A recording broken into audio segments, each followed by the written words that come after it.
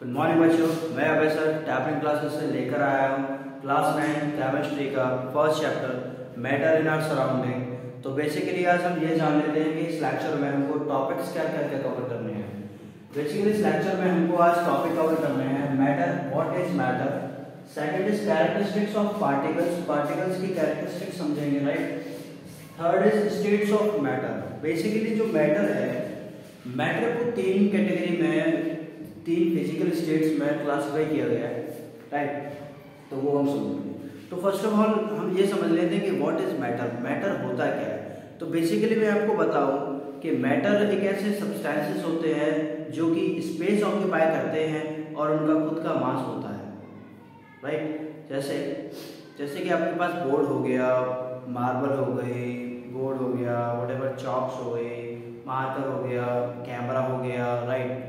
और फूड जो हम खाते हैं, सॉइल हो गई, ब्रिक्स हो गई, एयर हो गई, milk, animals and human being, we all are a matter. हम सभी के सभी मैटर्स हैं। Everything is a matter. अब एवरीथिंग इसका मतलब ये नहीं कि सब कुछ मैटर हो जाएगा। जैसे कि कुछ फीलिंग्स, ह्यूमन बीइंग की जो फीलिंग्स होती हैं वो मैटर नहीं हो सकती, लाइक लव, हेट, ये मैटर नहीं करता, ये मैटर होते ही नहीं है। बेसिकली एक तो वो स्पेस ऑक्यूपाई नहीं करता, and second thing is that कि उसका खुद का कोई मास भी नहीं होता, राइट। तो मैटर क्या होता है उसकी मैं डेफिनेशन लिखने जा रहा हूँ, मेरे साथ साथ ही साथ नोट्स बनाते चले, ठीक है। जैसे कि व्हाट इज मैटर, इसकी डेफिनेशन क्या होगी। व्हाट इज मैटर, मैटर की डेफिनेशन होती है anything which occupies space and has mass। ये है मैटर की डेफिनेशन। मैटर की definition, anything which occupies space and has mass, मतलब कि जो कुछ भी है वो स्पेस को ऑक्यूपाई करता हो, स्पेस को घेरता हो, जगह को घेरता हो और उसका मास हो, उसे हम मैटर बोल देते हैं, right.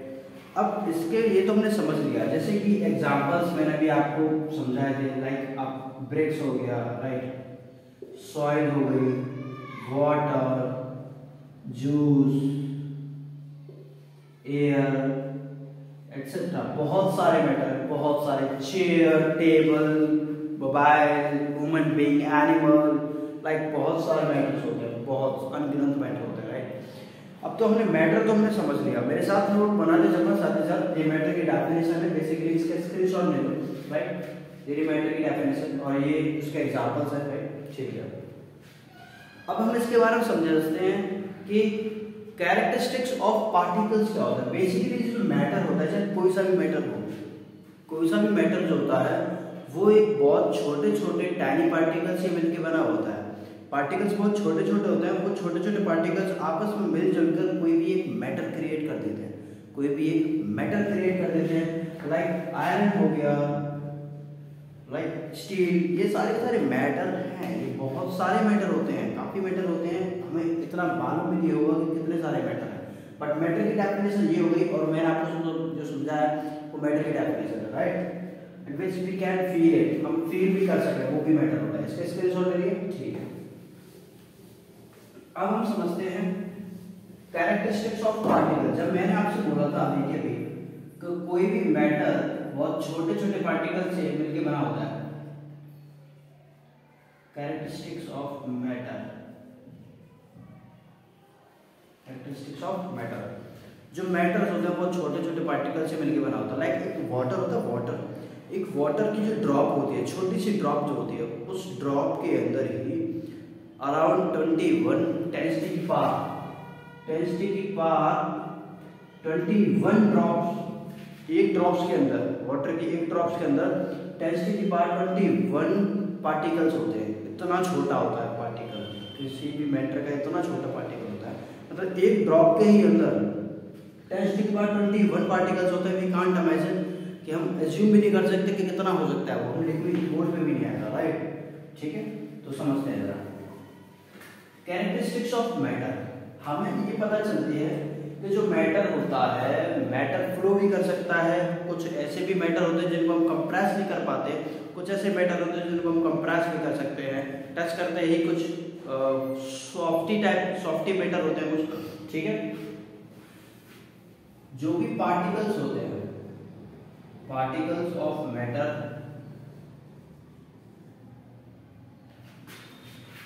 Are very very small. Matter के जो पार्टिकल्स होते हैं वो बहुत छोटे छोटे होते हैं, बहुत छोटे होते हैं, काफी छोटे होते हैं, बहुत छोटे, राइट। जैसे कि मैं एक एग्जांपल बता दूंगा आपको। जैसे कि मैंने ना ये एक बीकर लिया है और एक दूसरा बीकर लिया, मैंने इस बीकर के अंदर तो 100 ml वाटर लिया है, only 100 ml water, only 100 ml water, right. और इस बीकर के अंदर मैंने लिया है 90 ml वाटर और 10 ग्राम शुगर।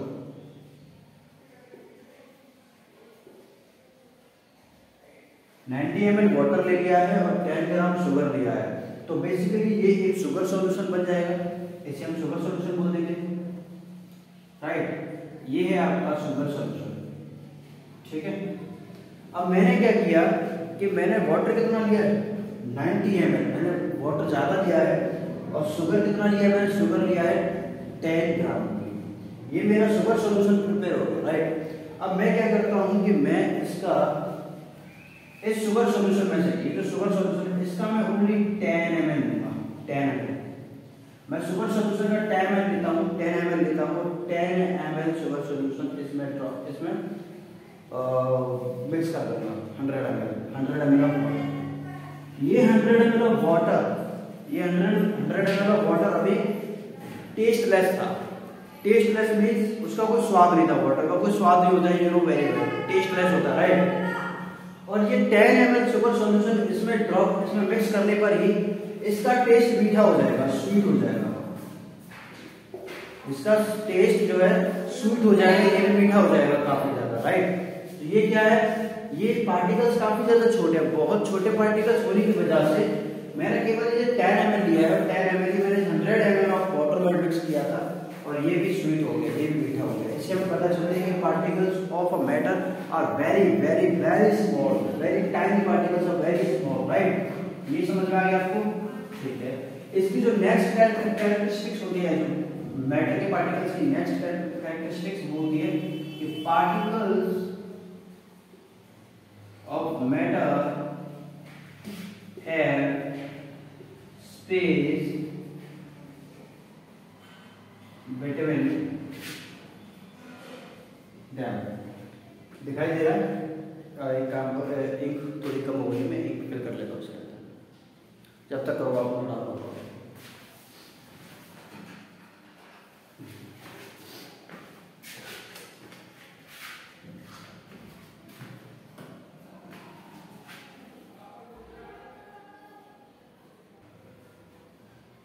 ठीक है, जो नेक्स्ट कैरेक्टरिस्टिक्स आती है वो आपकी ये है, particles of matter have space between them. जो मैटर के जो पार्टिकल्स होते हैं, उन पार्टिकल्स के बीच में बेसिकली स्पेस होता है। किसी पार्टिकल्स के बीच में स्पेस कम होगा तो किसी पार्टिकल्स के बीच में स्पेस ज्यादा होगा, राइट। जैसे कि मैं आपको समझाता हूँ, अभी जो मैंने आपको एग्जांपल बताया था ना शुगर सॉल्यूशन वाला, same example I am going to tell you again, right. See I am having a beaker again, the same beaker I have taken even right now.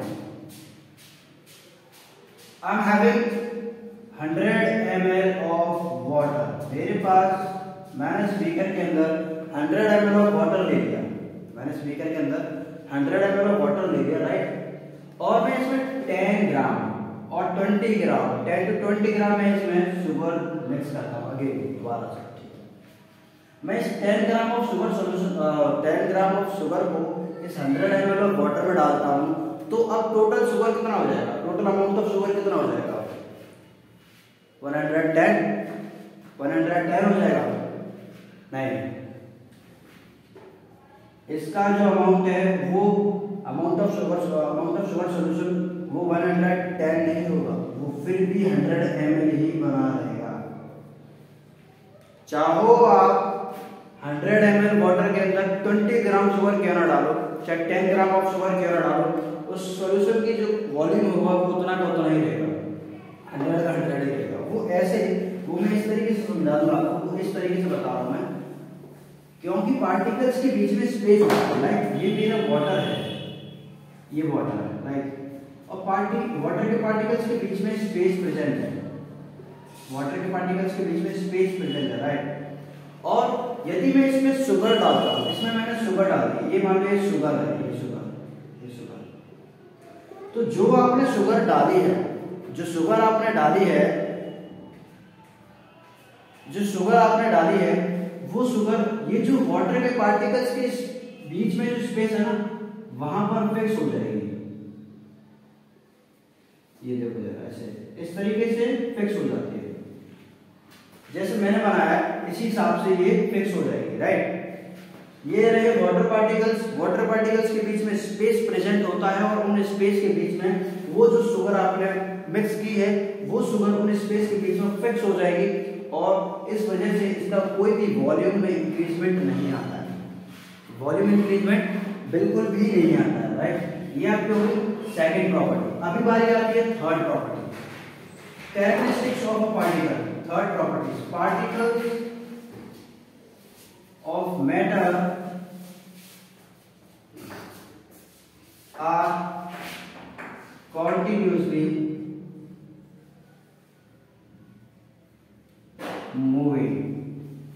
जो मैटर के पार्टिकल्स होते हैं, जो matter के particles होते हैं वो कॉन्टिन्यूसली मूविंग पोजीशन में होते हैं।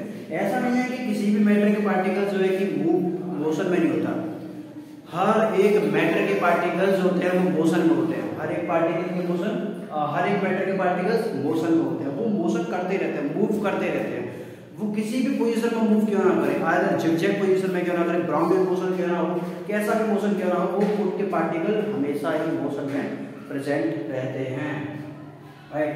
वो हमें कैसे पता चलेगी कि वो प्रेजेंट में? बेसिकली मैं आपको बता दूं कि वाटर होता है, वाटर फ्लो कैसे करता है, वाटर फ्लो कैसे करता है, वाटर इस तरीके से फ्लो करता है क्योंकि वाटर के जो बेसिकली मैटर के जो पार्टिकल्स होते हैं वो काफी स्मॉल होते हैं। सेकंड बात, स्पेस प्रेजेंट होता है। थर्ड थिंग इज दैट कि कॉन्टिन्यूसली मूविंग, जो पार्टिकल्स होते हैं मैटर के वो कॉन्टिन्यूसली मूव करते रहते हैं, ये can't be stop for a single time, वो कभी भी स्टॉप नहीं रहते, वो हमेशा मूव करते रहते हैं। वो जैसे कि मैं आपको समझा दूं, लाइक आपने देखा होगा कि वाटर जो होता है,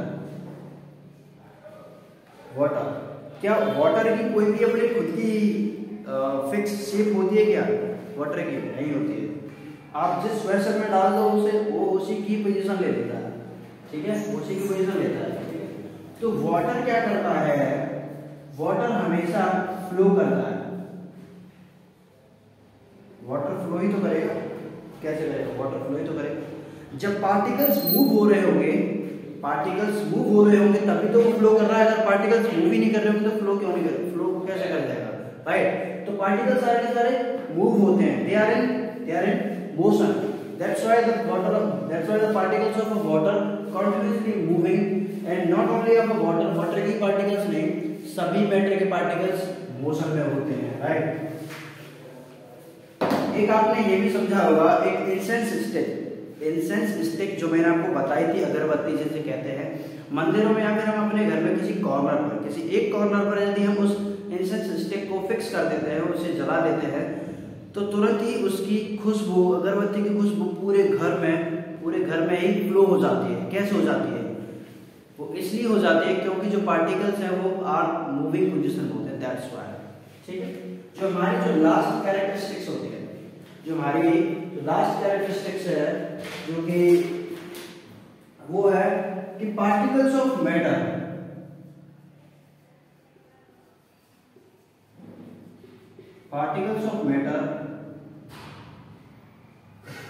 attract each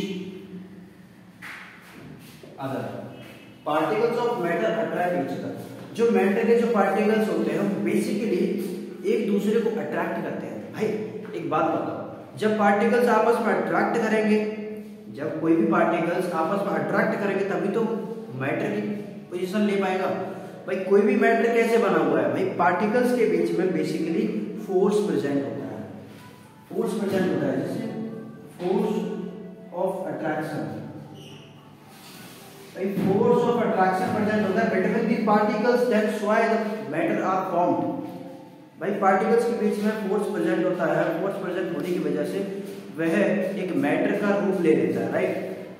लेकिन बेसिकली जो force between the same particle, भाई किसी मैटर के पार्टिकल्स के बीच में जो फोर्स ऑफ अट्रैक्शन प्रेजेंट होता है उसे हम बेसिकली कोहेजन कहते हैं, कोहेजन, उसे हम कोहेजन कहते हैं। सॉरी, स्पेलिंग मिस्टेक हो गई। सेम मैटर के पार्टिकल्स के बीच में फोर्स ऑफ अट्रैक्शन जो प्रेजेंट होता है उसे हम कोहेजन कहते हैं, उसे हम कोहेजन कहते हैं। उसकी डेफिनेशन मैं दिखा दूंगा, राइट। फर्स्ट ऑफ ऑल इसकी स्क्रीनशॉट ले लीजिए आप।